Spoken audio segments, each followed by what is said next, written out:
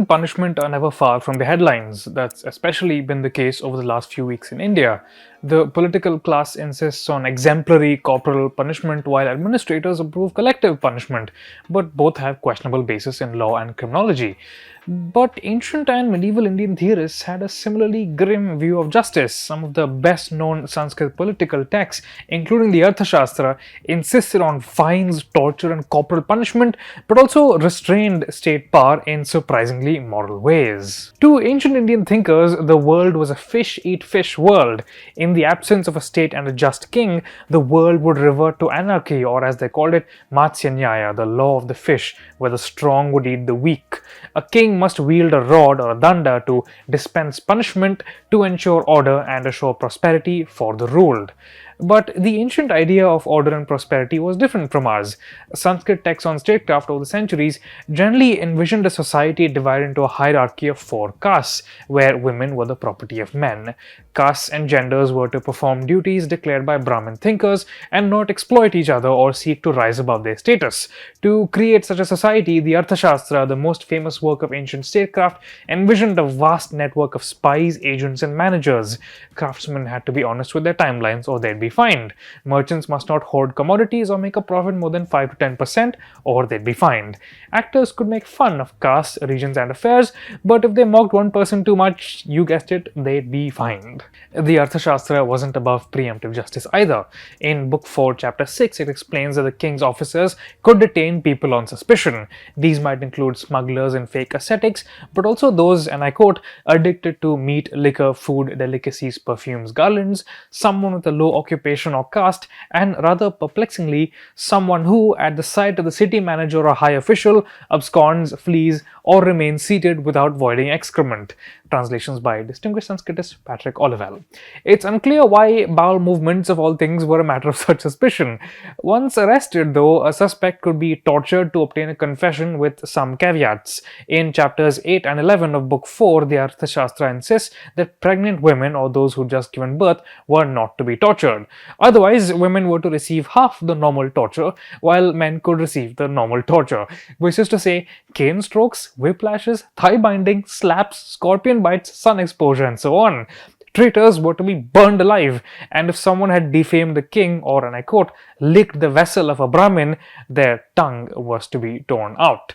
A Brahmin was never subject to corporal punishment, but a sign of their crime was to be branded to their forehead, after which they were to be exiled. Now, Sanskrit language treatises like this were elite prescriptions about an ideal state.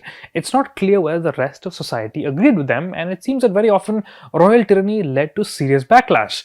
The Arthashastra lists exhaustive precautions to prevent coups and assassinations and exhorts the king to be just and moderate. The Arthashastra imagines kings as omnipotent CEOs running a massive state enterprise which coerced and cajoled society into functioning properly.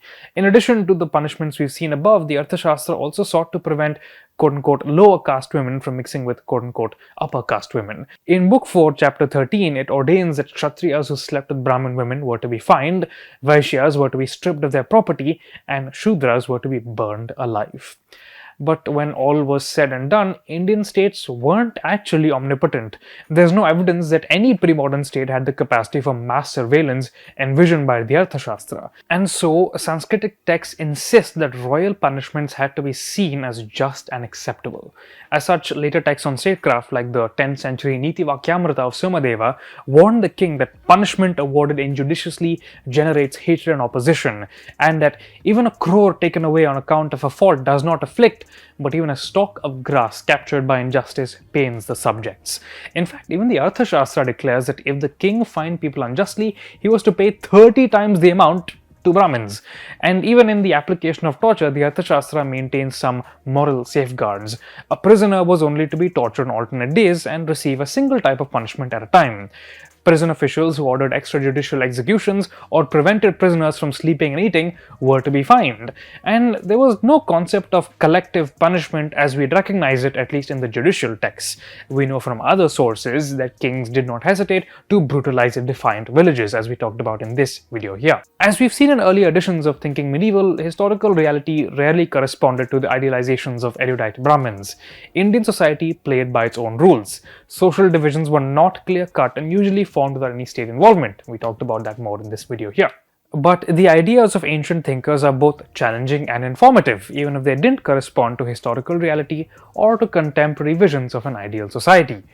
Ancient thinkers considered all means justified but still understood that the state must not be arbitrary. Subjects must perceive the state as stern but fair, striving for their benefit and bound by the same rules. Should the contract between ruler and ruled break down, the consequences would be disastrous. Contemporary India has a larger, more diverse, and more vocal citizenry than any ancient kingdom. The executive and judiciary would do well to examine the lessons of our ancient thinker. If you have questions or comments, we'd love to hear them. Follow us everywhere on social media. You can find me on Instagram at Anirudh and on Twitter at Kanisetti. We'll see you next week.